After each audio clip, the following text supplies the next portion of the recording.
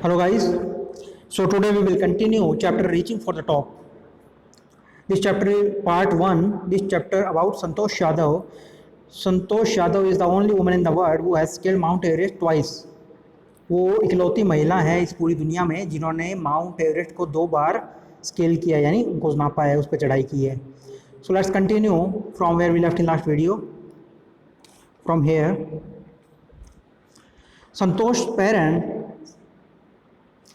Santosh's parents were affluent landowners who could afford to send their children to the best schools, even to the country's capital, New Delhi. So संतोष के जो parents थे वो एक effluent land owners थे. Effluent means काफ़ी संपन्न, काफ़ी पैसे वाले. लैंड ओनर्स जमींदार, जिनके ज़मीनों के मालिक हों. सो संतोष के जो पेरेंट्स थे वो काफ़ी संपन्न थे, काफ़ी पैसे वाले थे, और वो लैंड ओनर्स थे, यानी वो ज़मींदार थे. Who could afford to send their children, जो कि अपने बच्चों को अफोर्ड कर सकते थे भेजना जो बेस्ट स्कूल्स में, यानी अच्छे स्कूलों में भेजना अफोर्ड कर सकते थे. Even to the country's capital, जो कंट्री की कैपिटल है न्यू दिल्ली, वहाँ पर भी वो अपने बच्चों को पढ़ने के लिए भेज सकते थे. विच वॉज क्वाइट क्लोज बाय, जो कि काफ़ी पास में थी, यानी जो रेवाड़ी है वो दिल्ली के काफ़ी पास में है, तो इनका गाँव दिल्ली के काफ़ी पास में था, तो ये दिल्ली भी भेजना अफोर्ड कर सकते थे. New Delhi which was quite close by, तो नई दिल्ली जो कि काफ़ी पास में था, but in line with the prevailing custom in the family. In line with means following और in accordance with the according to, यानी जो भी प्रचलन में हो, जो भी चल रहा हो. कस्टम होते हैं जो रीति रिवाज होते हैं, जो कायदे कानून होते हैं गाँव के. So in the line with the prevailing custom in the family, जो परिवार के अंदर जो भी कस्टम था, जो भी प्रचलन में था, Santosh had to make to do with the local village school. Santosh को अपना जो गांव का स्कूल था उसी से गुजारा करना पड़ा. मेक डू विद होता है, ये एक आइटम है. मेक डू विद, इसका मतलब होता है use something that is no good because nothing better is available, यानी गुजारा कर लेना किसी चीज़ से. So Santosh had to make do with the local village school. Santosh को जो लोकल स्कूल था गाँव का, उसी से काम चलाना पड़ा. So she decided to fight the system of in her own quiet way when the right moment arrived. तो जो संतोष थी उन्होंने डिसाइड किया, she decided to fight the system, system से फाइट करने का. सिस्टम जो कि बना हुआ है, यानी जो कानून हैं, जो भी समाज के नियम कायदे कानून हैं वो. So she decided to fight the system, तो उन्होंने सिस्टम से फाइट करने के लिए डिसाइड किया. इन हर ऑन क्वाइट वे, जो अपना रास्ता तरीका था उस तरीके से, यानी अपने तरीके से. When the right moment arrive, जब भी वो राइट मोमेंट यानी जो सही टाइम आए तब. And the right moment came when she turn 16, और वो सही समय तब आया, वो राइट मोमेंट तब आया जब वो 16 साल की हुई. At 16 most of the girls in her village use to get married. 16 साल तक उनकी जो गांव की ज़्यादातर गर्ल्स थी, यानी जो ज़्यादातर लड़कियां होती थी, उनकी शादी हो जाती थी. Santosh was also under pressure from her parents to do the same. Santosh के ऊपर भी काफ़ी प्रेशर था इस बात का, वैसा ही करने का, यानी उनकी शादी हो जाने का. तो उनके पेरेंट्स थे वो काफ़ी प्रेशर डाल रहे थे उन पर शादी के लिए. A marriage age early age that was the last thing on her mind, मतलब इतनी जल्दी शादी कर लेना, ये तो उनके दिमाग में लास्ट बात थी, यानी उनके माइंड के अंदर, संतोष के माइंड के अंदर इतनी जल्दी शादी कर लेना कहीं पे नहीं था. ये लास्ट बात थी जो वो सोच सकती थी. She threatened her parents that she would never marry if she did not get a proper education. तो उन्होंने थ्रेटन होना है, उनको धमकी देना, तो उन्होंने अपने पेरेंट को धमकी दी कि वो कभी भी शादी नहीं करेंगी अगर उन्हें प्रॉपर एजुकेशन नहीं दिलवाई गई या प्रॉपर एजुकेशन नहीं मिली उन्हें. She left home and got herself enrolled in A school इन दिल्ली. तो उन्होंने घर छोड़ दिया और अपने आप को एनरोल कर लिया एक दिल्ली के स्कूल में. When her parents refuse to pay for her education, जब उनके पेरेंट्स ने उनको मना कर दिया या रिफ्यूज़ कर दिया उनकी जो एजुकेशन है उसके लिए पे करने के लिए, यानी जो उनकी फ़ीस वगैरह है स्कूल की, वो उसको पे करने के लिए मना कर दिया उनकी पेरेंट्स ने. शी पोलाइटली इन्फॉर्म, तो उन्होंने बिल्कुल पोलाइटली, बिल्कुल प्यार से, विनम्र तरीके से इन्फॉर्म, उन्हें सूचित किया, उन्हें सूचना दी. Them of a plans to earn money by working part time to pay her school fees. तो जब उन्होंने अपने आप को घर छोड़ दिया उन्होंने और अपने आप को दिल्ली के एक स्कूल में एनरोल कर लिया, एडमिशन करवा लिया वहाँ पे, तो उनके जो पेरेंट्स थे उन्होंने कहा कि हम तुम्हारी जो फ़ीस है स्कूल की वो नहीं भरेंगे, यानी एजुकेशन की जो भी उन्होंने मना कर दिया कि एजुकेशन के लिए जो फीस है उसकी पेमेंट करने से। तो शी पोलाइटली इन्फॉर्म, तो उन्होंने प्यार से उनसे कहा, पेरेंट्स से, them of her plan to earn money by working part time to pay her school fees. उन्होंने कहा कि वो अपना प्लान बताया उन्होंने अपने पेरेंट्स को, जो पैसा कमाने का प्लान था उनका पार्ट टाइम काम करके, यानी दिन में कुछ घंटे काम करके वो पैसा कमाएंगी और उससे अपनी स्कूल की फ़ीस वगैरह पे करेंगी। हर parents then agreed to pay for her education. फिर उनके जो पेरेंट्स थे उन्होंने जब ये सुना कि संतोष पार्ट टाइम जॉब करेंगी अपनी फ़ीस पेमेंट के लिए, सो हर parents then agreed to pay for her education. तो उनके जो पेरेंट्स थे वो एग्री हो गए उनकी एजुकेशन के लिए पेमेंट करने के लिए।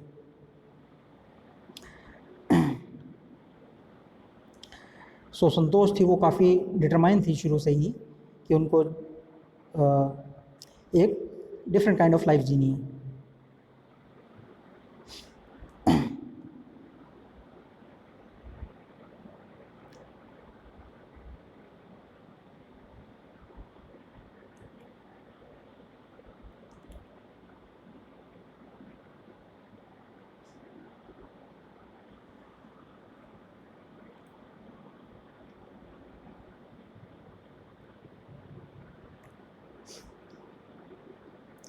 सो हर parents then agreed to pay for her education. तो उनके पेरेंट्स थे वो फाइनली एग्री हो गए उनकी एजुकेशन के लिए पेमेंट करने के लिए। Wishing always to study a bit more and with her father slowly getting used to her urge for some education। Use to होना मतलब आदी हो जाना उस बात का। अर्ज अर्ज होती है एक स्ट्रॉन्ग डिज़ायर हो। So wishing always to study a bit more and with her father slowly getting used to her urge for more education। Santosh pass the high school examination and went to Jaipur. तो जो संतोष थी वो बार बार अर्ज करती रहती, यानी अपनी जो डिज़ायर है आगे थोड़ा और पढ़ने की, वो डिज़ायर अपने फादर के सामने रखती रहती थी। Wishing always to study a bit more, जो उनकी थोड़ा और पढ़ाई करने की, यानी कुछ टाइम और पढ़ने की। And with her father slowly getting use to, और उनके जो फादर थे वो इस बात से आदी हो गए थे, यानी उन्हें वो इस बात नॉर्मल हो गई थी ये बात कि वो संतोष है वो और पढ़ना चाहती हैं, more education. Santosh pass the high school, तो इस तरीके से संतोष ने हाई स्कूल पास कर लिया। एंड वेंट टू जयपुर, और वो जयपुर चली गई। शी जॉइन महारानी कॉलेज, उन्होंने महारानी कॉलेज है जो जयपुर का उसे ज्वाइन कर लिया। And got a room in Kasturba hostel, और उन्होंने कस्तूरबा हॉस्टल है जो जयपुर के अंदर, वहाँ एक रूम ले लिया। संतोष रिमेंबर्स, संतोष याद करती है इस बात को, Kasturba hostel face the Aravalli hills. Kasturba hostel का जो फेस था वो अरावली हिल की तरफ था, जो अरावली पहाड़ी है उसकी तरफ। I use to watch villagers from my room going up the hill and suddenly vanishing after while. तो संतोष है वो याद करते हुए कहती हैं कि उनके जो रूम का कमरे का जो फेस था वो फेस द अरावली हिल्स, वो अरावली हिल्स पहाड़ी है जो उसकी तरफ था। और मैं आई यूज टू वॉच विलेजर्स, मैं अक्सर गाँव वालों को देखा करती थी, फ्रॉम माई रूम, मेरे कमरे से, गोइंग अप द हिल, कि वो पहाड़ी पर जाते थे, and suddenly vanishing after a while, और उस टाइम के बाद वो गायब हो जाते वहाँ से। One day I decided to check it out myself, एक बार मैंने डिसाइड किया कि मैं खुद जाके देखती हूँ वहाँ पे। Check it out means find out the truth, यानी सत्य का पता लगाना। सो एक दिन संतोष ने डिसाइड किया कि वो खुद वहाँ जाएंगी और उसका पता लगाएंगी कि क्या होता है वहाँ। I found nobody except a few mountaineers, तो मैंने वहाँ पे माउंटेनियर्स, तो मुझे वहाँ पे जो कुछ जो पर्वतारोही थे, यानी जो माउंटेनियर्स थे, जो माउंटेन्स हैं उन पे चढ़ाई करते हैं, तो उनके अलावा वहाँ पे कोई भी नहीं था। I asked if I could join them, मैंने उनसे पूछा कि क्या मैं उन्हें ज्वाइन कर सकती हूँ। तो माई प्लेजेंट सरप्राइज़, तो मुझे काफ़ी अच्छा सरप्राइज़ मिला।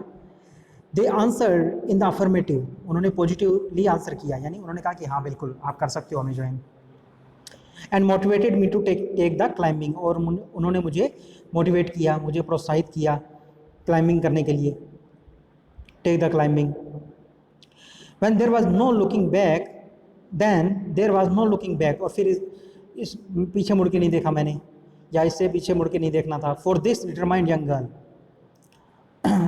तो फिर इसके बाद में इस डिटरमाइंड यंग गर्ल के लिए, यानी एक जो अपने गोल के प्रति पूरी तरह समर्पित हो, यानी फुली डेडिकेटेड टू इस goal, her goal, and full determination, यानी जिन्हें पता हो कि उन्हें क्या करना है। So then there was no looking back for this determined young girl, तो इस डिटरमाइंड यंग गर्ल के लिए फिर पीछे मुड़ के देखने का कोई सवाल ही नहीं था। She saved money and enrolled in A course eight Uttarkashi Nehru institute of mountaineering. तो फिर उन्होंने पैसे सेव किए जो उन्हें अपनी फैमिली से मिलते थे, and enrolled in A course eight, और फिर उन्होंने एक कोर्स के अंदर एनरोल कर लिया Uttarkashi Nehru institute of mountaineering. तो उसका जो कॉलेज था वो था उनका जो इंस्टीट्यूट है Uttarkashi Nehru institute of mountaineering. तो इसमें उन्होंने एनरोल कर लिया, ज्वाइन कर लिया इसे। My college semester in Jaipur was to end in April. तो वो बताती हैं आगे संतोष कि जो मेरे कॉलेज का सेमेस्टर था जयपुर में वो अप्रैल में एंड हो रहा था, but it ended on the 19th of May. पर वो अप्रैल में एंड नहीं हुआ, वो 19 मई को एंड हुआ। And I was suppose to be in Uttarkashi on the 21st, और मैं 21 तारीख को यानी 21st को मुझे उत्तरकाशी में होना था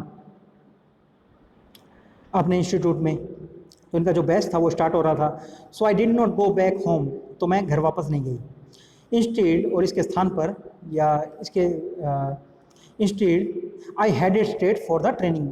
तो इसके मैं बिना घर जाए या घर नहीं गई, और मैं सीधा जो ट्रेनिंग है I headed straight for the training, मैं सीधी ट्रेनिंग के लिए चली गई। I had to write a letter to of apology to my father. मुझे अपने पिताजी को एक अपोलॉजी लेटर लिखना पड़ा, यानी एक माफ़ी मांगने का लेटर लिखना पड़ा।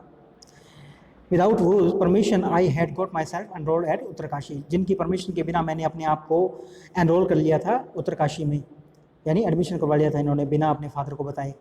तो उसके लिए उन्होंने अपने फादर को एक अपोलॉजी लेटर लिखा, यानी माफ़ी मांगता हुआ पत्र लिखा। There after Santosh headed straight for means होता है वेंट टूवर्ड्स, यानी सीधा निकल जाना वहाँ। देर आफ्टर संतोष, यहाँ पे आप संतोष की पिक्चर देख सकते हैं। There after Santosh went on an expedition every year. Expedition होता है एक डिफ़िकल्ट असाइनमेंट, यानी काफ़ी जो ये असाइनमेंट होता है जब पहाड़ी ट्रेनिंग होती है इनकी, तो ये काफ़ी डिफ़िकल्ट होता है। So thereafter Santosh went on an expedition every year. तो उसके बाद हर साल संतोष एक डिफ़िकल्ट असाइनमेंट के लिए गई। हर क्लाइंबिंग स्किल्स मैच्योर्ड रैपिडली, और उनकी जो क्लाइंबिंग की स्किल थी, यानी उनका जो हुनर था, उनकी जो स्किल था उनका, वो उसमें मैच्योर हो रहा था वो, यानी उसमें प्रोग्रेस हो रही थी रैपिडली, लगातार, स्टेप बाय स्टेप, यानी तेज़ी से। Also she develop a remarkable resistance to cold and the altitude. So altitude होता है जो ऊंचाई हो, हाइट के लिए एल्टीट्यूड का यूज़ करते हैं। रेसिस्टेंस होता है फाइटिंग पावर अगेंस्ट समथिंग, यानी किसी चीज़ के अगेंस्ट आपकी फाइटिंग पावर हो, यानी resistance against any kind of disease और any kind of sickness. So also she develop a remarkable resistance. Remarkable means काफ़ी noteworthy. So also she develop, तो उन्होंने एक चीज़ डेवलप कर ली थी या विकसित कर ली थी अपने अंदर, ए रिमार्केबल रेसिस्टेंस, यानी एक नॉट वर्थी रेसिस्टेंस, यानी किसी चीज़ से फाइट करने के लिए। और वो किस चीज़ से रेसिस्टेंस थी उनकी? Cold and altitude. तो जो कोल्ड है यानी सर्दी से, और एल्टीट्यूड से यानी हाइट से, उन्होंने इन चीज़ों के अगेंस्ट एक रिमार्केबल रेसिस्टेंस डेवलप कर ली थी, यानी इससे उन्हें अब कोई डर नहीं लगता था, किसी भी तरीके से ये उन्हें इन्फ्लुएंस नहीं करती थी। इक्विप्ड विद एन आयरन मिल, एक आयरन मिल से भरी हुई, यानी आयरन मिल होता है एक स्ट्रॉन्ग डिज़ायर। सो एक स्ट्रॉन्ग डिज़ायर से इक्विप्ड होके physical endurance and amazing mental toughness she proved herself repeatedly. तो एक आयरन विल यानी एक स्ट्रॉन्ग डिज़ायर से भरी हुई फिजिकल इंड्योरेंस होता है एक कैपेसिटी टू बियर। तो उनकी जो बॉडी थी, इनकी जो फिजिक थी, वो कुछ सहने के लिए, यानी सहन शक्ति काफ़ी बढ़ गई थी इनकी। तो इनके एक आयरन विल थी इनके अंदर, एक फिजिकल इंड्योरेंस था, यानी एक सहन शक्ति थी इनके अंदर physically, and an amazing mental toughness, और एक अमेजिंग यानी कमाल की जो मेंटल टफनेस होती है, यानी उनका जो माइंड था वो काफ़ी टफ था, काफ़ी मजबूत था। शी प्रूव्ड हरसेल्फ रिपीटेडली, उन्होंने बार बार अपने आप को प्रूव किया रिपीटेडली कि वो एक अच्छी माउंटेनियर है, काफ़ी अच्छी पर्वतारोही हैं। The culmination of her hard work and sincerity came in 1992। तो इनके हार्डवर्क का जो फल है, जो नतीजा है, उन्हें 1992 में मिला। Just 4 years after she had shyly asked the Aravalli mountaineers if she could join them, यानी 4 साल बाद, किस बात के 4 साल बाद? जब उन्होंने पहली बार एक माउंटेनियर से पूछा था अपने कॉलेज, जो कॉलेज का हॉस्टल है उसके सामने, माउंटेनियर से पूछा था कि क्या मैं आपको ज्वाइन कर सकती हूँ। उस बात के 4 साल बाद at barely 20 years of age, यानी उनकी 20 साल की उम्र थी, Santosh Yadav scaled at Mount Everest. Santosh Yadav ने माउंट एवरेस्ट को स्केल कर लिया था, यानी नाप लिया था, उसके ऊपर चढ़ाई कर ली थी उन्होंने। केवल मुश्किल से 20 साल की उम्र थी उनकी तब। Becoming the youngest woman in the world to achieve the feat. So feat है नोटेबल एक्ट, यानी काफ़ी एक जिसको नोटवर्थी एक्ट होता है, उल्लेखनीय कार्य होता है उनका। सो पहली बार जब उन्होंने एक माउंटेनियर से पूछा था कि क्या मैं आपको ज्वाइन कर सकती हूँ, और उन्होंने पॉजिटिवली रिप्लाई किया था कि हाँ बिल्कुल आप कर सकती हो हमें ज्वाइन। उसके 4 साल बाद लगभग 20 साल की इनकी उम्र थी, कम मुश्किल से 20 साल की उम्र थी, इन्होंने जो माउंट एवरेस्ट थी उसको फतेह कर लिया था, उसके ऊपर चढ़ाई कर ली थी इन्होंने। बिकमिंग द यंगेस्ट वुमेन, और वो सबसे छोटी उम्र की महिला बन गई थी, यंगेस्ट वुमेन बन गई थी वो इन द वर्ल्ड, पूरी दुनिया के अंदर, टू अचीव द फीट, ये जो एक्ट था इसको अचीव करने वाली, यानी इन्होंने एक रिकॉर्ड बना दिया था। If her climbing skills, physical fitness and mental strength impress as seniors, her concern for others and desire to work together with them found her a special place in the hearts of fellow climbers। तो जो संतोष थी, अगर उनकी जो climbing skills थी और उनकी जो फिजिकल फिटनेस थी और जो उनकी मेंटल स्ट्रेंथ थी, उसने इनके सीनियर्स को इम्प्रेस किया था। तो इनकी जो कंसर्न थी दूसरों लोगों के प्रति, यानी दूसरे लोगों का जो ख्याल रखने की इनकी जो नेचर था इनका, and desire to work together, और दूसरे आपस में मिलजुल के काम करने की इनकी जो डिज़ायर थी, with them found her A special place in the hearts of the fellow climbers. तो उनको जो साथ में जो काम करने वाले या साथ में जो इनसे माउंटेनियरिंग करने वाले जो क्लाइंबर्स थे, उनके हार्ट के अंदर उन्होंने एक स्पेशल प्लेस बना लिया था। मीन्स इनके जो सीनियर थे वो इनकी क्लाइंबिंग स्किल, फिजिकल फिटनेस और मेंटल स्ट्रेंथ से इम्प्रेस थे इनके सीनियर्स, और इनके जो दूसरे लोग थे जो इनके साथ काम करते थे, वो भी इनकी जो डिज़ायर थी वर्क टुगेदर, यानी साथ काम करने की जो इच्छा थी, उससे इन्होंने उनके दिल में एक प्लेस बना लिया था। ड्यूरिंग द 1992 एवरेस्ट मिशन, जो 1992 का एवरेस्ट मिशन था, उसके दौरान Santosh Yadav provided special care to a climber. Santosh Yadav ने एक स्पेशल केयर की थी, यानी विशेष रूप से एक क्लाइंबर का ध्यान रखा था। क्लाइंबर है जो इनके साथ में क्लाइंबिंग कर रहे हैं, जो चढ़ाई कर रहे हैं ऊपर, इनके कोलीग या फेलो क्लाइंबर। वो lay dying at the south col means a deep point between two mountain peaks, जो दो माउंटेन की पीक्स होते हैं उनके बीच में जो खाई होती है, खाड़ी होती है, उसे कॉल कहते हैं। So during in the 1992 Everest mission, 1992 के एवरेस्ट मिशन के दौरान Santosh Yadav provided special care to a climber. Santosh Yadav ने एक क्लाइंबर का विशेष ख्याल रखा था या उसकी देख रेख की थी। वो lay dying at the south col, जो साउथ कॉल में मरने के लिए लेटा हुआ था, यानी मर रहा था वो, वहाँ पे हालत काफ़ी ख़राब थी उसकी। She was unfortunately unsuccessful to in saving him. तो वो, ये एक दुर्भाग्य की बात है, एक अनफॉर्चुनेट बात हुई कि वो उन्हें सेव करने में अनसक्सेसफुल रही, यानी उन्हें वो जिंदा नहीं बचे, उन्हें बचाने में नाकामयाब रही वो। However she manage to save another climber, हालांकि वो दूसरे क्लाइंबर को बचाने में कामयाब रहीं या उसे उन्होंने बचा लिया। Mohan Singh, who would have met with the same fate had she not shared her oxygen with him। तो उन्होंने एक मोहन सिंह नाम के क्लाइंबर को उन्होंने बचा लिया था, उनका जो लाइफ थी उन्होंने सेव कर ली थी। Would have met with the same fate, जिसका वो सेम फेट होने वाला था, यानी वो भी मर जाते अगर उन्होंने, जो संतोष थी, उन्होंने उनके साथ अपनी ऑक्सीजन शेयर नहीं की होती। तो जो माउंटेनियरिंग करते हैं, जो चढ़ाई करते हैं पहाड़ों पर, वो ऑक्सीजन गैस का एक सिलेंडर रखते हैं अपने साथ में, क्योंकि वहाँ पे ऊपर हाइट पे जो ऑक्सीजन है उसकी काफ़ी कमी हो जाती है। तो कई बार किसी फेलो माउंटेनियर की जो ऑक्सीजन होती है वो ख़त्म हो जाती है, तो दूसरे आपस में शेयर करते हैं। तो इस टाइप से उन्होंने मोहन सिंह नाम के क्लाइंबर की लाइफ सेव की थी, उसके साथ में अपनी जो ऑक्सीजन है उसे शेयर करके। सो विद इन 12 मंथ्स, 12 महीनों के अंदर, Santosh found herself a member of an Indo Nepalese woman expedition that invited her to join them. तो विद इन 12 मंथ, 12 महीनों के अंदर संतोष ने अपने आप को पाया एक मेंबर के रूप में एक इंडो नेपलीज वुमन एक्सपीडिशन। तो एक भारत नेपाल जो विमेन का एक एक्सपीडिशन हो रहा था, यानी एक्सपीडिशन क्या होता है, एक अभियान होता है, वो डिफ़िकल्ट असाइनमेंट, तो वो असाइनमेंट हो रहा था। तो उन्होंने संतोष को इनवाइट किया था, क्योंकि वो एक बार माउंट एवरेस्ट को चढ़ाई कर चुकी थी, तो उन्होंने उस अभियान के द्वारा इन्हें इनवाइट किया गया था और संतोष ने उसे ज्वाइन कर लिया था। I to join them. She then scaled the Everest a second time. तो इस बार उन्होंने माउंट एवरेस्ट को सेकेंड टाइम उन्होंने चढ़ाई की, उस पर ऊपर पीक पे पहुंची हो, thus setting a record as the only women to have scaled the Everest twice. तो इस टाइप से उन्होंने रिकॉर्ड बना दिया था कि वो पहली महिला बन गई थी to have scaled the Everest twice, जो एवरेस्ट को 2 बार जीता हो, जिन्होंने 2 बार जिसको स्केल किया हो। And securing for her self and India's unique place in the annuls of mountaineering. Annuls होता है, हिस्टोरिकल रिकॉर्ड्स होते हैं।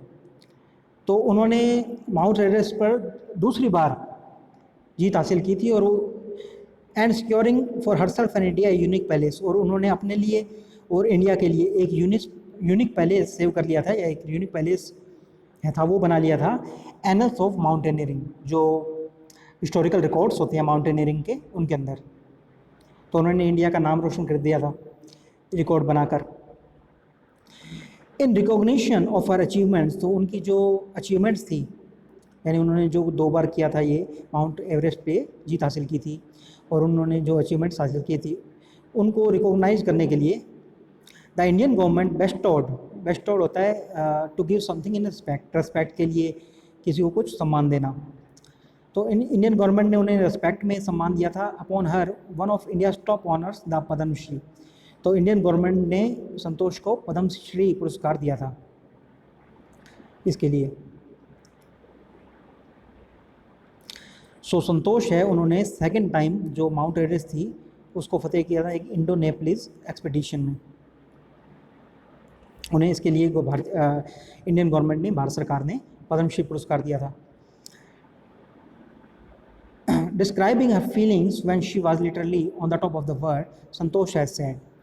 तो संतोष अपनी जो फीलिंग है, डिस्क्राइबिंग हर फीलिंग, तो उस फील को, अपनी जो फीलिंग होती है उसको डिस्क्राइब करते हुए कहती हैं when she was literally on the top of the world, जब वो वास्तव में, लिटरली मीन्स होता है इन रियलिटी, जो वो वास्तव में टॉप ऑफ द वर्ल्ड थी, क्योंकि जो माउंट एवरेस्ट है वो इस वर्ल्ड के अंदर सबसे ऊंची एक पीक है, एक हाइट है, एक चोटी है, तो वहाँ पे वो थी, तो वो वास्तव में इन रियलिटी वो सबसे ऊपर थी। तो संतोष है सेड, तो वो संतोष इस बात को याद करते हुए कहती है कि it took some time for the enormity of the moment to sink in. Sink in means be understood. तो जो इनॉर्मिटी होता है ग्रेटनेस, तो संतोष कहती हैं कि ये जो मोमेंट की, यानी वो जो क्षण होता है, उस मोमेंट को की जो एक अंडरस्टैंडिंग होती है, या जो ग्रेटनेस होती है, इनॉर्मिटी मीन्स ग्रेटनेस, तो वो जो मोमेंट की जो ग्रेटनेस होती है उसको जानने में, उसको समझने में, सिंक इन करने में, यानी अंडरस्टूड करने में कुछ टाइम लगता है।